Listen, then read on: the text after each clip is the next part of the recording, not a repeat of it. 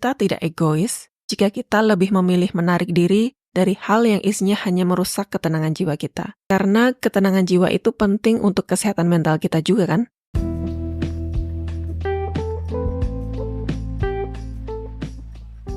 Selamat datang di podcast Ceriwis Corner bersama Elvi Salepi.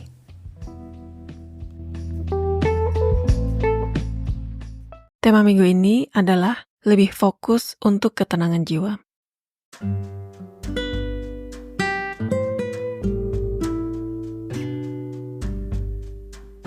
Pernah nggak sih isi kepala rasanya penuh sekali dengan hal-hal yang sebenarnya tidak penting untuk dipikirkan, tapi otak nggak mau berhenti mikir?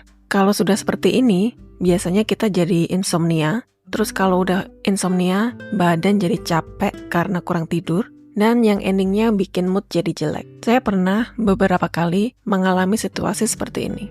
Bahkan sampai sekarang masih mengalami juga. Mungkin karena saya orangnya suka nggak tenang kalau masalah atau kerjaan belum kelar, yang menyebabkan jadi banyak mikir cari solusi dari masalah atau kerjaan yang belum kelar tersebut. Kadang-kadang nih, kalau lagi nggak bisa tidur, pikiran jadi traveling kemana-mana gitu. Seringkali juga muncul ide-ide baru malahan. Selama saya tinggal di negara 4 musim ini, yang mana lebih banyak dinginnya daripada angetnya, cuaca sangat menentukan mood saya. Kalian bisa bayangin, jarang ketemu matahari, dinginnya di bawah 15 derajat, dan awan isinya cuma mendung aja.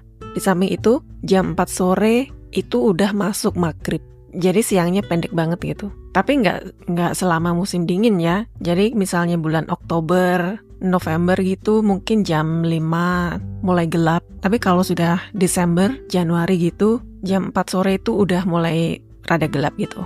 Meski saya punya banyak aktivitas di rumah dan di luar rumah, tapi tetap aja saya tuh nggak bisa lepas dari mood swing ketika cuaca di sini masih dingin dan gelap. Dan kalau udah moody, pikiran jadi nggak tenang. Yang sering saya lakukan adalah menarik diri dari lingkungan sosial dan menyendiri gitu. Dan menyendiri di sini bukan berarti saya nggak ngapa-ngapain ya, melainkan menghabiskan waktu sendirian dengan misalnya membaca novel, menulis jurnal, sambil mendengarkan musik atau radio favorit. Radio favorit saya, by the way, Radio MLD FM dari Semarang, promosi.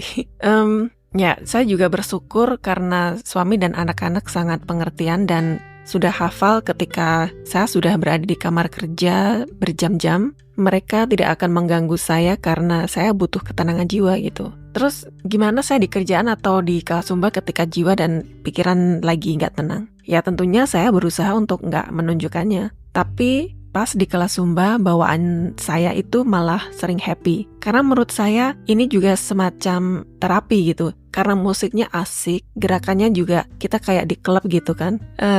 Murid-murid kayak jadi teman joget gitulah istilahnya. Meski kadang perasaan seperti terpuruk itu kembali muncul setelah kelas Zumba selesai. Pernah sekali di masa pandemi, ketika saya mengajar Zumba secara online, saya harus berhenti di tengah-tengah dan memutuskan untuk membatalkan kelas. Karena waktu itu saya tidak bisa membendung perasaan sedih campur aduk dengan marah karena gagal pulang kampung 2 kali gara-gara COVID. Saat itu, sebelum mulai ngajar, saya sudah merasa sedih dan berencana untuk membatalkan kelas, tapi saya bilang ke diri saya sendiri kalau saya pasti bisa melalui ini dan nanti pasti akan lupa gitu. Tapi ternyata perasaan sedih campur jengkel ini lebih kuat dari pendirian saya. Dan saya pun berhenti di tengah-tengah dan langsung nangis. Ya kayak mini breakdown gitu. Saya langsung minta maaf ke mereka, ke murid-murid, dan bilang kalau saya tidak bisa melanjutkan kelas ini gitu. Dan setelah itu, saya menutup dunia luar, seperti misalnya menonaktifkan handphone dan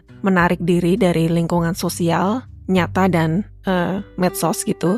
Karena saya butuh waktu sendiri untuk menenangkan pikiran dan jiwa saya. Dan setelah saya siap, saya pelan-pelan membuka pintu dunia luar tadi dan mencoba membuang jauh-jauh pikiran yang merusak ketenangan jiwa saya.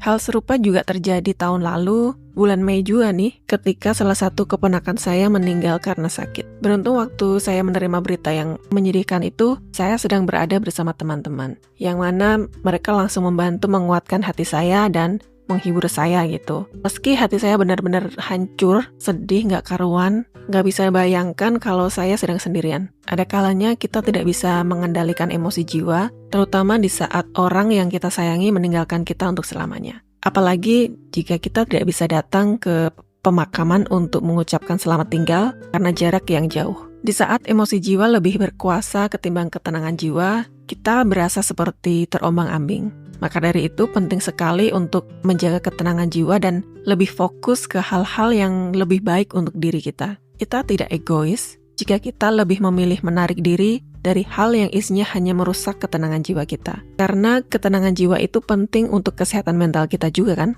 Dan tahun ini saya juga memilih untuk membahagiakan hati dan pikiran saya dan lebih fokus ke diri saya sendiri. Lebih fokus ke hal yang membuat jiwa saya tenang dan tentunya menghindari hal-hal yang berbau negatif gitu. Saya nggak peduli orang mau berasumsi macam-macam kenapa saya seperti dalam kutip menghilang atau kurang aktif di medsos atau sering telat balas chat-chat. Menurut saya itu bukan masalah saya sih, jadi masalah mereka sendiri. Nah, kalau kalian bagaimana? Cara apa yang kalian terapkan untuk menenangkan hati dan pikiran? Silahkan share di kolom komentar dan jangan lupa untuk like dan subscribe channel YouTube Cerwis Corner ya, karena ini akan sangat membantu channel ini untuk berkembang. Dan kata-kata akhir untuk podcast minggu ini adalah jangan biarkan perilaku seseorang merusak ketenangan jiwa kamu. Terima kasih sudah mendengarkan podcast Cerwis Corner. Dari Cerwis Corner, saya ucapkan salam ceria dan sampai ketemu minggu depan. Dadah!